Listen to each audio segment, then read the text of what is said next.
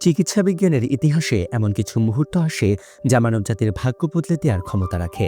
Cancer গবেষণার শীর্ষস্থানীয় জার্নালগুলোতে সম্প্রতি একটি গবেষণাপত্র প্রকাশিত হয়েছে, যা এই মরণব্যাধির বিরুদ্ধে লড়াইয়ের একটি অভাবনীয় ব্রেক থ্রু হিসেবে চিহ্নিত হচ্ছে।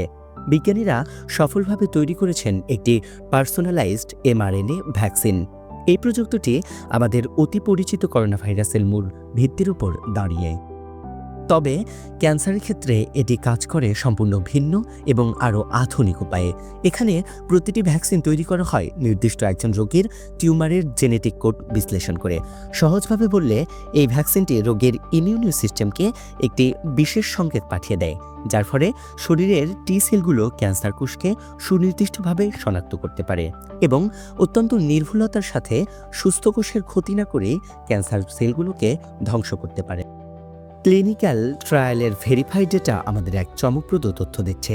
দেখা গেছে চিকিৎসার ফলে ক্যান্সার পুনরায় ফিরে আসার ঝুঁকি প্রায় 40% হ্রাস পেয়েছে। বিশেষ করে অগ্ন্যাশয় ক্যান্সারের মতো জটিল ক্ষেত্রেও এই ফলাফল বিজ্ঞানীদের রীতিমতো মুগ্ধ করেছে।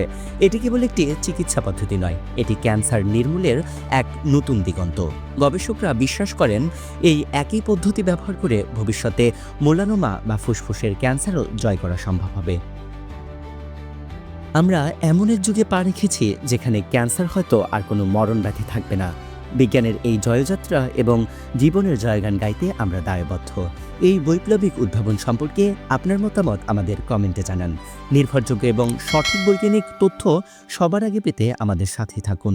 ধন্যবাদ।